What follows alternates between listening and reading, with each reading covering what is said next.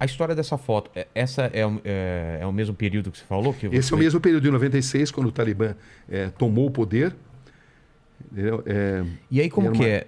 Inclusive essas fotos aqui foram usadas agora, e eles têm muito orgulho dessa época, que foi quando eles tomaram o poder pela primeira vez. O Talibã foi formado em 94, 2 anos depois eles tomaram o poder. Então, essa data, esse tempo da primeira ascensão deles, é um momento assim épico para eles têm muito orgulho disso. Quando você mostrava agora essas fotos serviam para abrir portas e serviram para consertar situações de muita tensão.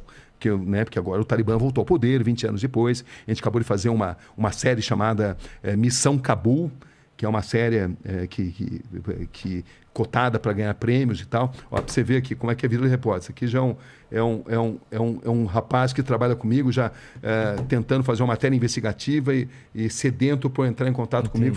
Fatalmente ele tem que tomar alguma decisão. E a minha vida é assim, a vida inteira tendo que tomar decisões, tendo que construir estratégias para fazer matérias que tragam algum tipo de benefício para a sociedade, né? Mas isso te traz algum tipo de ansiedade? Porque uma decisão errada pode te custar a vida, né? Traz, sim.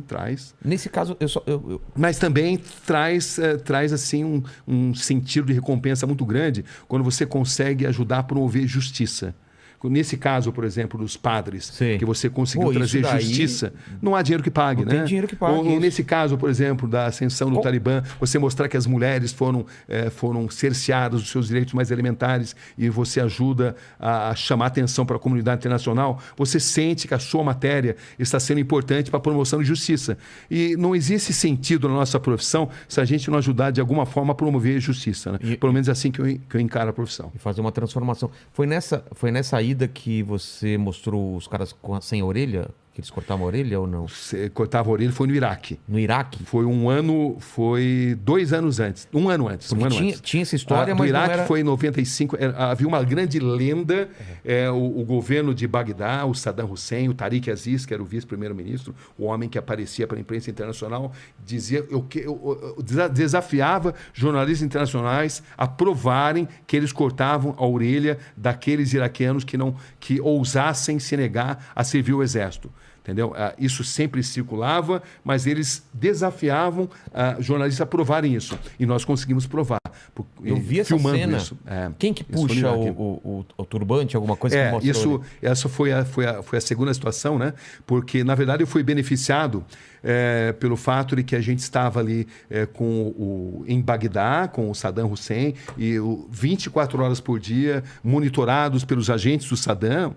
Eles estavam do lado. Eles estavam lá, eles sabiam tudo onde a gente estava, o que a gente estava fazendo. Quando você apontava a câmera, o cara falava aqui pode, aqui não pode? Exatamente. Então, como é que eu ia, por exemplo, para Saddam City, onde estava a grande maioria silenciosa, né? Porque é o seguinte, internacionalmente, os xiitas são minoria. Tá. Os sunitas são maioria. Mas os xiitas, no Iraque, eles são maioria. Uma maioria que jamais conseguiu deter o poder. E eu sabia que grande parte desses soldados que tiveram a orelha cortada estavam num lugar chamado Saddam City, porque em Saddam City havia contingentes de soldados, pelo menos havia essa informação, que se negaram a servir o exército e tiveram as suas orelhas sumariamente cortadas para servir de exemplo. Eles eram sunitas? Eles eram xiitas. Xiitas, exatamente. O Saddam Hussein sunita. O Saddam Hussein sempre perseguia os sunitas. No Iraque são minoria. Tá. Entendeu? Mas eles sempre tiveram muito próximos do poder. Era uma minoria que sempre deteve um poder econômico maior. Tá. Entendeu? Os sunitas, se você considerar o islamismo internacional, são maioria. Mas dentro do Iraque, os xiitas são maioria. Tá. Né? Esses xiitas são apoiados pelo Irã, que é um país xiita, por exemplo. Né? Bom, mas enfim, e a gente tinha que ir para Saddam City, onde estavam os soldados. Eu sabia que haveria uma grande chance. Mas como é que eu ia fazer para ir sendo seguido dia e noite pelos soldados do Saddam Hussein? Aí como é que eu consegui? Ficamos sabendo que havia chegado assim um grupo de jornalistas americanos. E não havia agentes suficientes para monitorar americanos e brasileiros. Então, o sabedor disso falou assim, olha, a gente está meio doente aqui, meio cansado, e também a gente está afim de jogar tênis, entendeu? Para relaxar um pouco.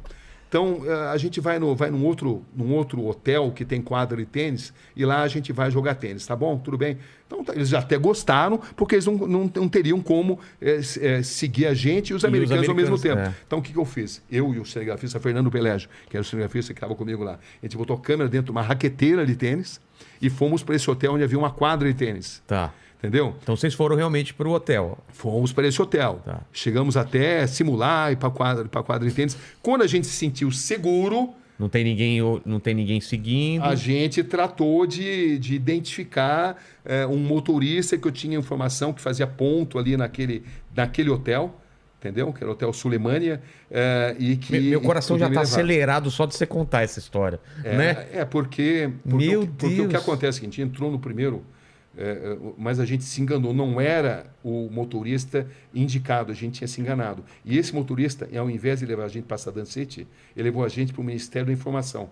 Pô. Aí no Ministério da Informação, o que você queria para Saddam City? Não, eu falei, Saddam City não. A gente queria ir para o Ministério da Informação do Saddam, entendeu? A gente queria vir para cá justamente, entendeu? A cidade, né? Deu um migué ali, eles acreditaram e tal. Aí a gente voltou para lá. Quando voltamos para lá... Pro primeiro hotel? Pro primeiro hotel onde a gente ia jogar tênis, tá. Entendeu?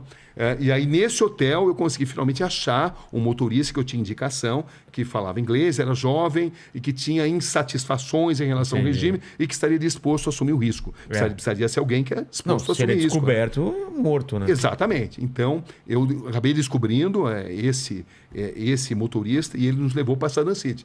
Só que levar no Saddam City, eu lembro que a gente levou pedrada, porque estrangeiros eram mal vistos ali, mas o fato é que uma hora depois de a gente ter chegado lá, a gente conseguiu finalmente descobrir um soldado que teve a orelha cortada. Eu fiz a entrevista, ele contou pormenorizadamente por que a orelha tinha sido cortada sem anestesia, justamente porque ele não tinha servido o exército.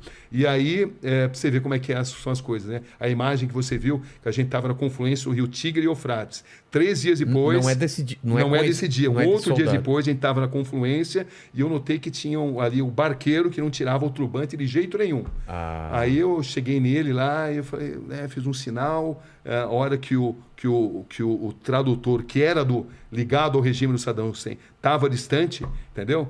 Porque a gente foi para o meio do rio, e o tradutor ficou lá. Eu falei que eu precisava fazer uma passagem e o barco não cabia mais gente. Entendeu ou não? Porque o tradutor era deles, né? E aí, meio por sinais, eu expliquei para ele contar a história. E aí ele tirou o turbante, contou a história. Eu tive que traduzir depois. E aí era a história da mesma coisa. Mesma coisa. Não quis servir. Não quis servir o exército, a orelha foi cortada, não teve anestesia. E a família passou a ser perseguida. E o mais interessante é que eu lembro entrevistando o Tariq Aziz, o vice-primeiro-ministro, ele falou assim, eu desafio você a encontrar essas pessoas. Onde estão essas pessoas? Mas eu não podia falar, eu acabei de filmar. Porque se eu falasse isso, eles iriam revistar, confiscar. E eu queria ainda ir para a cidade, arrasá-la para as armas químicas do Saddam Hussein. Claro. Só que essa cidade arrasada pelas armas químicas do Saddam Hussein estavam no norte do Iraque. E você não consegue entrar, você não conseguia na época entrar no norte do Iraque, no Kurdistão, pelo próprio Iraque, porque os agentes do Saddam Hussein não deixavam. O que você tinha que fazer? Você tinha que sair do Iraque, ir para a Jordânia, da Jordânia ir para a Turquia, e da Turquia você conseguia, ali pelo sul da Turquia, lá por Diyarbakir, que é um grande reduto, né, ali dos curdos, você conseguia entrar por ali numa área que era mais monitorada pelos curdos do que pelos próprios agentes do Saddam. Mas para você entrar ali, você precisava de um visto.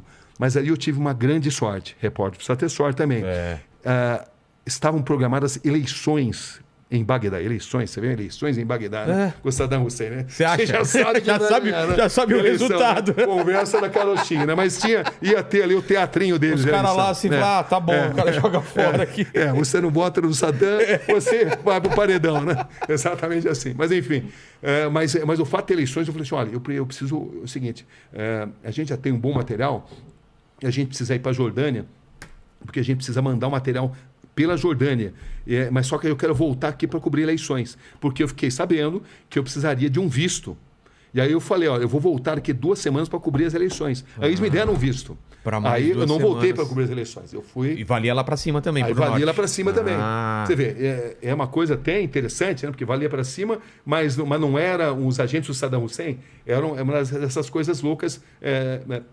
da política internacional, como agora no Afeganistão. Para você entrar no Afeganistão nesse momento, você passa por um posto do ex-governo afegão que foi deposto, mas para você, mas acontece que os paquistaneses só deixam você entrar no Afeganistão com autorização de um governo que foi deposto, que não existe mais. Que doideira! Era a mesma situação ali, lá no Iraque também. Você tinha que ter um visto, embora você soubesse que não seria fiscalizado pelos próprios agentes do Saddam Hussein, porque eles não controlavam aquela área. Era parte do Iraque, mas era uma área controlada por 3 diferentes grupos de curdos. Entendeu? Você não usou o visto? Usei o visto porque os agentes de imigração turca, eles pediam. Eles pediam. Você tem o visto? Eles só te deixavam passar, senão te deixavam passar. Era uma ironia, contradição totalmente, porque era um visto de um governo que ali não tinha influência, né? Que ali não mandava. Mas, enfim, você conseguiu chegar nós conseguimos, nas armas? Nós conseguimos. Foi uma reportagem de praticamente 2 meses ali, né? Entre a parte controlada pelo Saddam Hussein e a parte não controlada. Fez toda a volta. Toda a volta, mas por quê? Eu queria entrar, porque eu queria ir na cidade que tinha sido arrasada pelas armas químicas do Saddam Hussein, que o governo também contestava, dizia que isso era mentira, que não era culpa deles, que era o Irã. Né? O Irã, que na época tinha a grande guerra entre Irã e Iraque. Então eles culpavam os iranianos pelo que tinha acontecido, pelo uso de armas químicas, inclusive. Mas enfim. O que você viu lá? Olha, eu vi uma cidade chamada Halabja. Primeiro, vilas inteiras dizimadas, mas o que mais impressionou por armas químicas. Então, as construções estavam em pé. Algumas estavam, outras não. E eles usaram lá. Era um tipo de gás que espalhava elementos químicos e a água ficava contaminada. Então, o nível de doenças congênitas era absurdamente grande. E isso tinha passado, inclusive, já há alguns anos isso, mas era um lugar que o Saddam Hussein protegia e não deixava jornalistas internacionais terem acesso. Claro, né? Ele não queria que... Exatamente, ele não queria, era uma propaganda que não interessava para ele. Então eu encontrei uma cidade ainda arrasada e com a população doente e com pessoas totalmente deformadas, crianças totalmente deformadas, com a pele deformada pelo uso de armas químicas. E foi uma das experiências mais... Falaram. Esse é um dos principais capítulos desse livro também. Né? Que impressionante isso. E a gente, ao mesmo tempo, o Saddam tinha franco-atiradores ali, agentes que entravam ali e tentavam fiscalizar o que estava acontecendo e matavam estrangeiros. Entendeu? Então a gente tinha que correr esse risco. Vocês também. Eram os únicos e também lá? Na época também havia o Estado Islâmico dava os seus primeiros passos. Entendi. Entendeu? Então era uma área muito tensa. E além disso havia uma guerra entre os curdos, diferentes facções de curdos. O PKK, que são os curdos comunistas, que são um grande problema para a Turquia. Até hoje, né? O Abdullah Öcalan, que é o grande líder que está preso até hoje, porque eles representam um grande problema para a Turquia, porque existem curdos em 5 nações e é o maior povo sem nação que existe na humanidade nesse momento. Isso é um grande problema para a Turquia. E para o Saddam Hussein também, sempre foram um grande problema. Mas os próprios curdos, eles sempre guerrearam entre eles. Entendi. Eram diferentes facções. Uma um pouco mais próxima do Saddam Hussein, outra no meio outra de nem um tanto. tiroteio lá. Sem dúvida. Foi um dos momentos mais críticos. E também o que aconteceu é o seguinte, quando a gente cobriu essa briga de facções curdas, e o que acontecia? Você não podia nem avançar e nem retroceder por causa dessa batalha. Claro. O que acontece? O Kurdistão é uma zona profundamente montanhosa. E as guerras acontecem de uma montanha a outra. Então, uma guerrilha, um exército, os Peshmergas, né, como eles são conhecidos ali, eles atiram na outra montanha. E à noite faz muito, muito frio. E você não pode acender uma fogueira para se aquecer, porque senão você vai se tornar um alvo visível. Então, foi uma experiência assim, incrivelmente marcante. porque você tinha muitos fatores ali, né? Você fugia do Saddam Hussein, você fugia dos disparos de Katyusha, né? Que é isso? Katyusha são os mísseis, um míssil de médio alcance, muito comum nessa área. E muitas armas brasileiras, os tanques Cascavel, que foram vendidos a rodo para o Saddam Hussein, depois usados pelos curdos, né? E você cobria também essas guerras, e eram guerras em lugares repletos de cavernas, onde você passava muito frio, onde você via muita gente morrendo, e esses guerrilheiros, o PKK, por exemplo, a gente teve acesso a um grupo de meninas que tinham apenas 11 anos e elas eram totalmente condicionadas a matar os seus inimigos, e elas eram assim, sofriam um processo de lavagem cerebral, e elas não treinadas a não ter atração pelo sexo oposto, a se explodirem, como o Hamas. Eu também tive a oportunidade de entrevistar homens-bomba, né? Os jovens que são treinados para se explodirem em nome de uma causa, né? Então, são experiências que assim, impressionaram muito. E, nesse caso, era muito difícil porque a gente foi dado como perdido de guerra. Por quê? Porque a gente não podia nem retroceder e nem avançar, porque a gente estava no meio de uma guerra. E não tinha como a gente passar informação. É isso que eu falo. Porque nós estávamos em contato com a Globo. Na época... exatamente. Era Globo? Essa época, a segunda vez que eu estive foi pela Globo, né? Tá. Perto da invasão Como vocês se comunicavam? A gente se comunicava na época via telefone, porque não tinha celular, né? Você não telefone tinha... fixo. Exatamente, telefone fixo. Mas a gente ficou incomunicável. A gente não conseguia se comunicar. Então, as pessoas não sabiam o que estava acontecendo com a gente, né? Mas foi uma das matérias mais impressionantes, uma das melhores que eu já fiz. E você escutava à noite explosão, aqueles traços que a gente vê de míssil à noite... Olha, é uma matéria que vale a pena ver, ela está no YouTube hoje em dia, tudo que aconteceu na história da humanidade está muito relacionado também com esses momentos, né? Então, não só dessa cobertura no Iraque, como também a cobertura no Afeganistão. Era um outro tipo de guerra, né? As armas eram menos potentes do que existem hoje. Era uma guerra onde ainda você conseguia enxergar os olhos do inimigo, como a gente dizia, né? Entendi. Porque você ia na linha de frente, você tinha que escolher. Você queria cobrir a guerra do seu hotel ou você queria estar na linha de frente. A gente sempre optou por estar na linha de frente com algum tipo de segurança, né? Porque a gente via o que de fato acontecia. Usavam os coletes em alguns momentos, em outros não, porque quando você entrava em vilas que estavam dizimadas, eram pessoas que não tinham, às vezes, nem o que vestir, e você entrava ali como um astronauta, era como se você comunicasse para aquelas pessoas, olha, a minha vida vale mais do que a sua. Você passa arrogância. Então, o ato de exercer a profissão de jornalista, ele foi mudando na história das coberturas de guerra. Antes, nos anos 80, por exemplo, se você se identificava como jornalista, você era protegido. Você ligava, você transportava ali um cartaz escrito press, a imprensa, e você era protegido. Como se fosse uma regra, tipo... Exatamente, mas a partir da guerra na Bósnia, isso mudou, porque os franco-atiradores passaram a alvejar jornalistas. E já na guerra do Iraque, jornalistas passaram... era jornalista. Sabendo que era jornalista. Isso aconteceu muitas vezes. Jornalistas passaram a ser alvejados porque passaram a ser responsabilizados por uma propaganda, especialmente contra os sérvios, né? Entendi. Os sérvios começaram a achar que havia uma campanha muito grande na imprensa internacional e começaram a alvejar. Eles começaram a se divertir atirando em jornalistas. E já no Iraque, jornalistas passaram a ser moeda de troca para sequestro. Entendi. Jornalistas passaram a ser sequestrados, jornalistas passaram a representar... Prisioneiros de guerra. Prisioneiros de guerra, passaram a significar dinheiro. Então, para você saber como você deve se portar, você precisa saber em que terreno você está pisando. Em alguns lugares compensa você se identificar como jornalista, em alguns lugares é fundamental você usar todo o aparato, colete, capacete, é importante. Em outros não, porque você vai passar uma mensagem, se misturar, se infiltrar melhor. Então, o que vai determinar isso é o conhecimento do terreno. Entendi. Saber onde você está pisando. E da situação política que está acontecendo. Exatamente. Você me mostrou uma foto agora com uma roupa típica do Afeganistão. Um perran turban. Isso você ganhou deles? Você compra? Isso eu comecei a fazer várias entrevistas logo na minha chegada. Tem a foto pra gente mostrar? A gente mostra aqui essa foto que você me mostrou. Aqui. Tem sim. Eu fiz, inclusive, porque foi o seguinte, quando eu cheguei lá... eu fiz algumas entrevistas onde talibãs disseram que só não nos matavam, eu e o meu cinegrafista, porque eles não tinham ordem, porque senão eles nos matariam pelo simples fato de nós não sermos muçulmanos.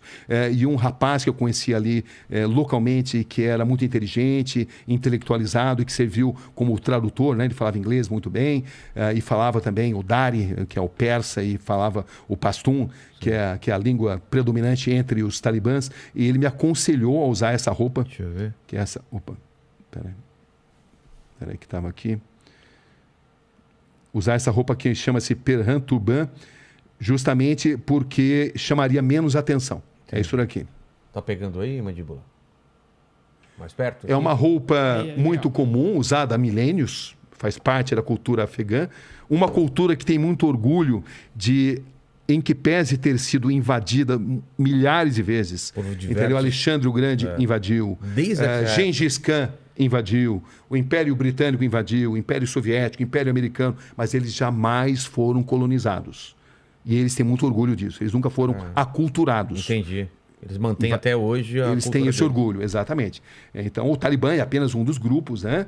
A gente não pode julgar afegãos apenas pelo Talibã e não pode não pode julgar o Talibã sob uma ótica maniqueísta. Temos que saber que o Talibã, eles têm uma visão tribal do Alcorão, uma parte, essa interpretação radical da Sharia, que é a lei islâmica, ela tem um peso muito forte dos usos e costumes tribais.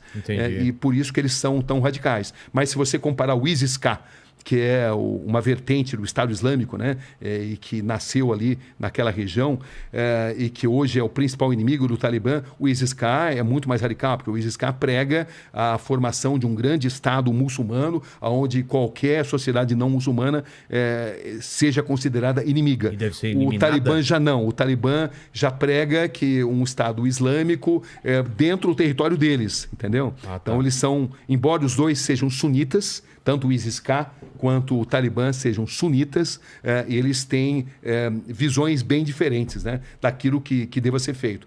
Se você comparar com o ISIS-K, o Talibã é mais moderado. E o Talibã, de moderado, não tem nada. É só ver o que eles fazem com as mulheres, cerceiam os direitos das mulheres, a interpretação radical da Sharia, cortam as mãos daqueles não muçulmanos, dos que roubam. Todo ladrão vai ter a sua mão cortada. Entendeu? Quando o Talibã assume o poder, existe um fenômeno que acontece imediatamente, que é a queda de criminalidade comum. Porque pela interpretação da Sharia, pela implementação da Sharia. Entendeu? Pego roubando, corta a mão. Corta a mão. Adúltera. Pedrada? Pedrada, exatamente. Apedrejamento. Então, eles têm assim, uma visão muito radical, né? Mas é difícil a gente entender isso, né? Porque é uma coisa tão enraizada. É difícil. E esse, Rogério, é um erro muito comum de jornalistas internacionais analisar uma cultura diversa baseada mediante seus próprios valores. Não dá. É uma coisa preconceituosa e você não analisa a cultura diversa com seus próprios valores. Você precisa entender um contexto.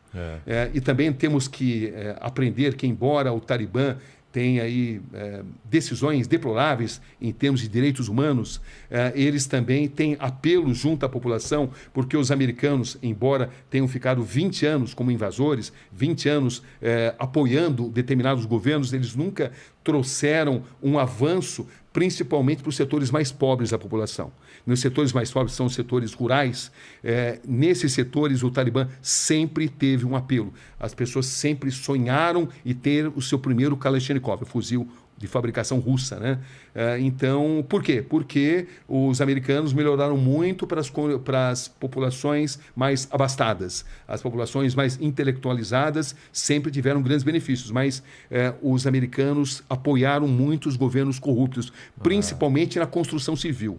Gastou-se milhões e milhões na construção civil e com muito dinheiro sendo desviado, com os americanos apoiando governos corruptos simplesmente porque eram inimigos do Talibã. Entendi. Então, o Talibã consegue voltar ao poder, ele nunca foi exterminado pelos americanos também, porque a invasão americana sempre foi um grande erro, foi o Vietnã do terceiro milênio, né? Então, a gente tem que analisar nesse contexto que não seja um contexto maniqueísta. Total. Porque tem muita gente que tem uma tendência em analisar decisões, tradições, por uma vertente maniqueísta. Quem é o inimigo, quem é o herói, não é assim. A vida não se resume a herói contra bandido. Mas Existem interesses econômicos, estamos falando de uma região onde o minério é muito importante, o minério do terceiro milênio, o minério que vai ser usado pela indústria de informática é abundante dentro do Afeganistão. O Talibã jamais deixou de existir porque eles sempre se alimentaram com o dinheiro das plantações de papoula, né, que é a matéria-prima do ópio e da heroína. Embora o islamismo condene o uso de drogas, né, são as contradições, mas eles sempre precisaram se capitalizar através do dinheiro das drogas. Enfim, são essas questões que precisam ser analisadas com a devida profundidade, sempre sabendo-se que não se trata de uma história de mocinho contra bandido. Exatamente. Todo mundo tem interesse ali. As principais potências, os russos, os chineses, os paquistaneses, os americanos, todos têm interesses. E a maioria desses interesses não são exatamente nobres. E é o lugar onde nasceu a civilização, praticamente, né? Essa região aí do Iraque, né? A região do Iraque, exatamente. Antiga A confluência Babilônia, né? A Babilônia, a confluência do rio Tigre com o rio Eufrates é descrita pela Bíblia como o Jardim do Paraíso, onde estava o Jardim do Paraíso na Babilônia. Enfim, o mundo começa ali, o Jardim do Éden começa ali nessa região. E você consegue entender essa grandiosidade quando você está lá, ou só quando você tem afastamento e está aqui? Mas quando você está lá, você está muito focado em pegar várias versões, ver todos os lados. Porque você está no centro do que da foi civilização.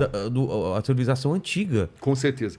Totalmente. E Totalmente. não deve ter mudado muito, claro né? que... bom, você vê, você falou em Babilônia. Saddam Hussein reconstruiu a Babilônia e fez uma obra de péssimo gosto, né? E de nenhum tipo de apuro assim, histórico. Ele reconstruiu, entendeu? Com uma arquitetura totalmente defasada, nada representativa da arquitetura da época. Né? Exatamente do que foi. Mas tudo ali exala civilização. Enfim, é uma região do mundo avassaladora, porque ela te toma, assim, né? Tudo pode ser explicado ali, todos os conflitos, todas as hipocrisias, todas as contradições podem ser encontradas nessa região do mundo. E você, você basicamente o cinegrafista. Eu costumo viajar com o cinegrafista porque a locomoção é mais fácil, né?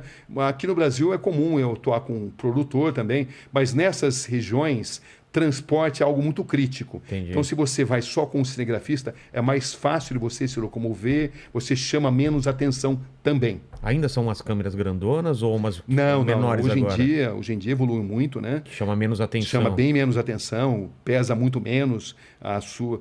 Hoje em dia, na verdade, com um smartphone como esse, você muda... já chegou a fazer coisas com o celular? Isso, às vezes, dependendo da situação, as imagens feitas com um smartphone como esse, você não nota a diferença. Mesmo? Não nota. E chama menos atenção, você está aqui... Muito mais. Você muda a história da humanidade com esse aparelhinho hoje em dia. E vocês já receberam tiros perto de vocês, de ver bala passando, essas coisas? Isso é comum, né? Você nunca ficou no hotel, você vai para a linha de frente, como você falou. Às vezes você fica em hotel, às vezes você dorme na montanha, porque não tem onde dormir, você dorme ali junto com os guerrilheiros. Você chega a dormir de hotéis confortáveis. Por exemplo, no Afeganistão atualmente, com a saída dos americanos, você encontra hotéis nababescos, luxuosos, mas sem nenhum tipo de manutenção, porque os americanos saíram e não tem como manter. Então nada começa a funcionar, começa a entrar um caos total. Entendi. Quando eu estava no Iraque também, eram hotéis da época em que o Iraque era a princesinha, era chamada de a princesa da região, era um lugar extremamente rico, onde o turismo trazia muito dinheiro, o petróleo, claro, traz muito dinheiro sempre, né? Então você tinha hotéis assim incrivelmente grandes, mas onde o encanamento não funcionava, onde a luz não funcionava. É algo muito interessante, né? Dependendo da época onde você vai. E no Afeganistão, nesse momento, isso acontecia em Cabul, porque os americanos, a partir do momento em que eles deixaram o poder e deixaram o país, eles deixaram também construções muito luxuosas, que hoje estão sob o domínio do Talibã, mas não existem condições para que essas para que esses locais sejam mantidos. Então você vai em locais que não tem nenhuma manutenção, são enormes, mas não funcionam como deveriam funcionar, né? Então as moscas, nós estamos falando de um país com 35 milhões de habitantes, aonde pelo menos 25 milhões passa fome nesse momento. Entendeu? Abaixo da linha de pobreza. O alimento mais tradicional, mais comum ali é as pessoas comerem pão. O pão tem até uma quantidade até bastante impressionante, e chá. Entendeu? Mas você imagine crianças se alimentando dessa forma. O sofrimento só está aumentando porque, imediatamente após a saída dos americanos e dos empresários, a economia afegã ela diminuiu 30%. Então, passou-se a assistir o fenômeno do desemprego em massa. Isso só está piorando, como está piorando também atletas. A delegação de boxe, por exemplo, que foi para a Sérvia para disputar o Mundial, e ali todos eles tentaram ficar na própria Sérvia, desertaram. Você vê as meninas da delegação de vôlei que foram torturadas. Não faltam histórias dramáticas, né? A história da mãe que nós entrevistamos lá, que vendeu o próprio filho porque não tinha dinheiro, vendeu a própria filha para arrumar dinheiro para curar a outra filha que estava doente. Histórias do cantor que não pode mais cantar, que a mulher conseguiu fugir e levou uma parte da família, mas a outra parte ficou e ele não consegue fugir.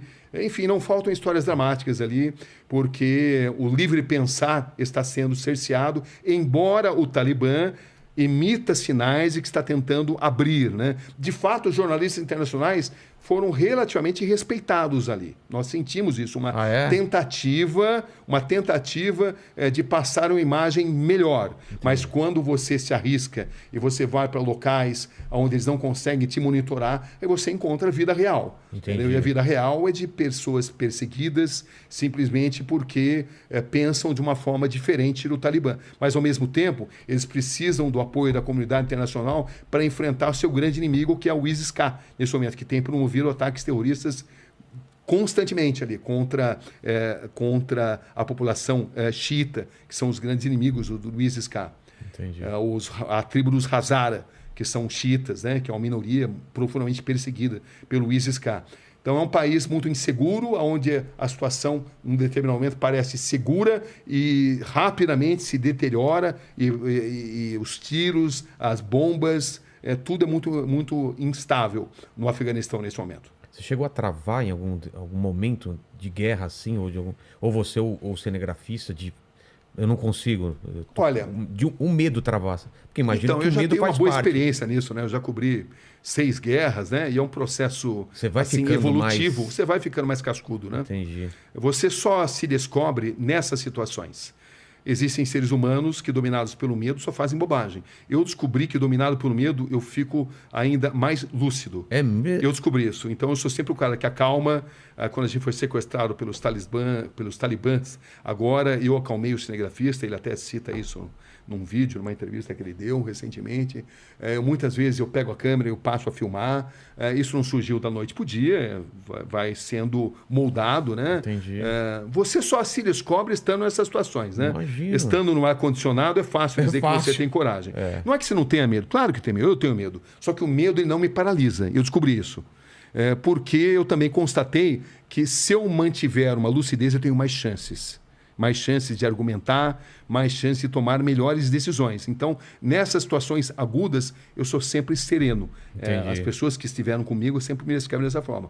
Olha, o Cabrini pode até estar comigo, mas ele não transparece, eu fico sereno. E, na verdade, não é que eu não tenha medo. Eu tenho medo, mas eu não perco, assim, um controle da situação. Entendi. Isso não nasceu do dia para a noite.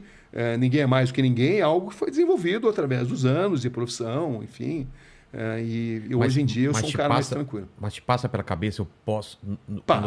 posso morrer? Passa, eu tenho consciência que qualquer momento eu posso morrer. Claro que passa. Ninguém nos obriga a estar nessas situações. Né? Porque nem pode. Nenhuma empresa de comunicação obriga. É uma decisão sua. Aí você vai perguntar por que você decide correr esse risco? Relação custo-benefício. Porque eu acho que a história que você vai poder contar vai valer a pena se as pessoas souberem daquilo que você vai mostrar. A humanidade vai estar mais bem servida. Mas é algo meio idealista. Mas entendeu? Eu acho. se não tiver esse tipo de pessoa, como que faz? Todo mundo no hotel não consegue. Olha, eu conheci vários tipos de jornalismo, aqueles que fazem até grandes trabalhos, mas preferem ficar no hotel, entendeu? E até, às vezes, com boas fontes, fazem até bons trabalhos. E aqueles que preferem ficar mais na linha de frente. Eu sou do segundo time. Isso não significa que eu sempre vou fazer melhores trabalhos, apenas uma decisão pessoal. E você falou também que tem a sorte também. Não adianta, às vezes você está na linha de frente e não está no lugar certo na hora certa. Sem dúvida. Você tentar assim, controlar qualquer tipo de tendência, arrogância é muito importante. Entendeu? Você falar vários idiomas é muito importante. Demonstrar que você tem respeito a outras culturas, tudo isso ajuda você a ter melhores possibilidades. E não ser americano também ajuda, né?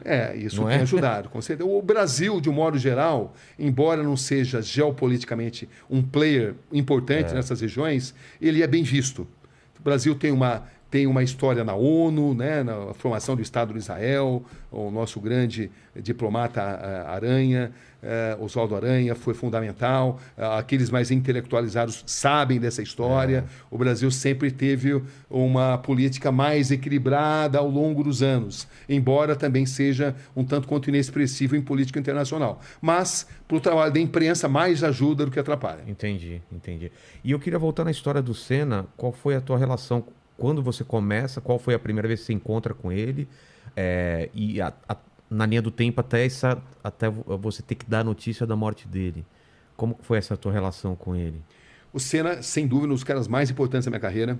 Abriu imensas portas para mim. Sou profundamente grato a ele, ao pai dele, à família dele. Eu comecei a... Você lembra a primeira vez que Lembro sim. Eu era o seguinte, eu era diretor de esportes, eu fui contratado pelo SBT em 1990, né?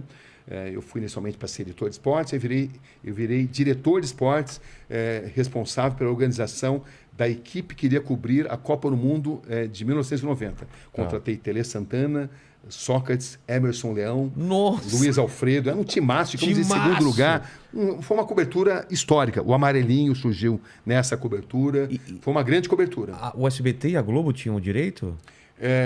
O SBT não tinha, quem tinha o direito, o SBT tinha direito, a Band também tinha. A Band também? Era uma época que... Essa época tinha. Mas foi a época do Plano Collor, onde de uma hora para outra você não tinha mais dinheiro, lembra? Eu lembro, congelaram. Congelou e você não tinha dinheiro. Então, tivemos que fazer uma cobertura com uma equipe muito reduzida. E eu era o diretor de esportes, entendeu? Bom, mas o que eu quero contar, vou tentar resumir, né, para chegar até a sua resposta do Ayrton Senna, né? Como fizemos uma baita cobertura, não vou dar os detalhes aqui, porque você quer que eu chegue no Ayrton Senna. Da Copa, né? Da Copa do Mundo, a baita cobertura da Copa do Mundo.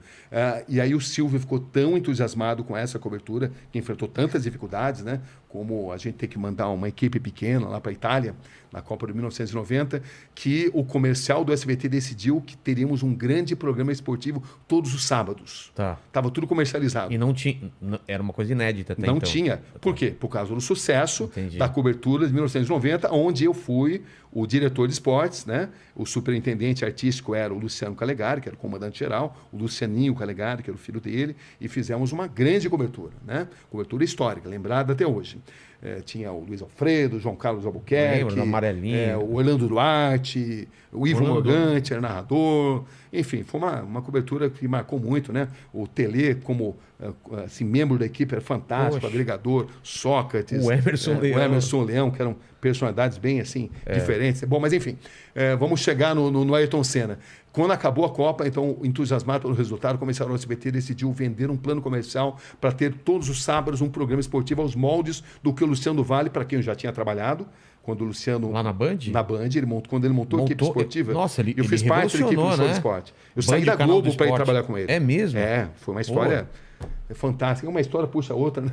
Então, são 300 histórias, mas é assim mesmo, né? Mas, enfim... Luciano do Vale também, que é outra pessoa também. Nossa, o Luciano foi um cara muito marcante na minha carreira, né? Eu conheci ele na Globo, na Copa de 82, e aí depois ele fez uma proposta milionária. E ele sai também da Globo, né? Ele sai da Globo, principalmente vai para a Record, depois monta uma equipe, um programa de esportes que tinha 8 horas, e que a gente fazia esporte, mas se falava sobre todos os assuntos. Exatamente. E é por isso que o esporte é interessante, porque cada cada atleta ele está inserido num contexto político. Então você faz grandes coberturas políticas cobrindo esporte. Exatamente. Né? Que é a mística do grande evento. Mas enfim, o Silvio Santos estava interessado em fazer algo... Silvio Santos não, o comercial do SBT em fazer algo semelhante ao que o Luciano tinha feito na Band. Entendi. Um programa de esporte, só que o do Luciano era aos domingos e ia ser de sábado. 2 semanas antes de começar esse programa, o Silvio... Não, esporte não é a minha, eu não vou... não quero mais. Tudo encaminhado. A equipe contratada, programas prontos, e eu tinha uma matéria sensacional, um furo internacional que eu tinha conseguido. O que era esse furo internacional? É um capítulo desse livro aqui. Qual que é? A grande entrevista com Ben Johnson. Eu onde lembro pela primeira vez do doping da Olimpíada de Seul. A primeira grande entrevista que ele deu foi para mim. Ele já tinha falado brevemente para a imprensa canadense, mas pelo fato de ele ser um jornalista internacional e de eu tê-lo conhecido em Seul, eu tive uma proximidade dele. Então ele me deu uma entrevista histórica, não só ele, como o treinador dele, Charles Francis. Que foi o cara que o dopou. Que planejou todo o doping dele. Então era uma matéria que ela mostrava pormenorizadamente como ele tinha se dopado. Nossa. Em detalhes nunca mostrados no mundo inteiro. Essa matéria ia ser a estreia desse programa esportivo. Mas aí o Silvio não tem mais programa. Agora, o que eu faço com isso? Então... Bom, esse programa, no fim, ele acabou entrando de maneira avulsa e ficamos assim... entrou dentro da programação do SBT, entrou na TV Cultura também. Foi um programa patrocinado pela Perdigão. Mas não entrou como parte de um grande programa, entrou como uma matéria à parte. Fez um grande sucesso na época, né? Mas aí o que aconteceu? A gente tinha que decidir o que eu iria fazer na minha vida, né? Porque a equipe de esportes não existia mais. Não ia ter mais programação esportiva. Alguns meses depois, o Luciano Calegari me chama: Cabrini, você fez um trabalho fantástico, eu tenho uma coisa legal para te oferecer. Eu falei: o que é? Nós temos um programa aqui que cobre os bastidores da Fórmula 1. Era até o Fernando Calmon que fazia, era um cara que cobria a Fórmula 1. E ele fazia apenas com imagens internacionais, a Viz News na época. E falou: você não quer fazer um programa desse aí? Você não, entendeu? Acho que você vai gostar de fazer. Eu falei: olha, eu topo, mas eu quero viajar para os grandes prêmios. Eu já tinha uma experiência em automobilismo. Tinha feito Fórmula Indy com o Luciano do Vale, um enorme sucesso. Eu lembro, entendeu? Ele trouxe o Indy e fazia um sucesso. Exatamente. Então, nossa, eu cobri muito Fórmula Indy com o Luciano lá, o Wanser Jr., AJ Foyt, 500 milhas em Indianápolis. Trabalhar com o Luciano era uma festa, né? Porque ele era um cara assim, profundamente otimista. Você jantava com ele, você acreditava que tudo era possível, entendeu? Pelo entusiasmo que ele tinha. E ele era um cara empreendedor, realmente. Bom, mas enfim, então o Luciano Calegari me convida para cobrir a Fórmula 1 num programa que o SBT não tinha direito, o direito era da Globo, certo? Onde eu já tinha trabalhado, né? Eu já tinha trabalhado 4 anos, já tinha saído convidado pelo Luciano do Vale, né? Entendi. Eu trabalhei 3 vezes na Globo, no total 12 anos, em 3 etapas diferentes. Tá, você saiu da Globo, foi para Band e da Band... Eu saí da Globo, fui para Band, aí depois fui para o SBT, aí fui para Globo, da Globo fui para o SBT, do SBT voltei para Globo para ser correspondente em Nova York. Entendi. Entendeu? Aí depois eu fui para a Band para ser âncora. Eu decidi que tinha chegado o momento de ser âncora. Bom, mas enfim, deixa eu contar essa história, né? Senão uma história puxa a outra. A gente muita coisa. É muita coisa ao mesmo tempo.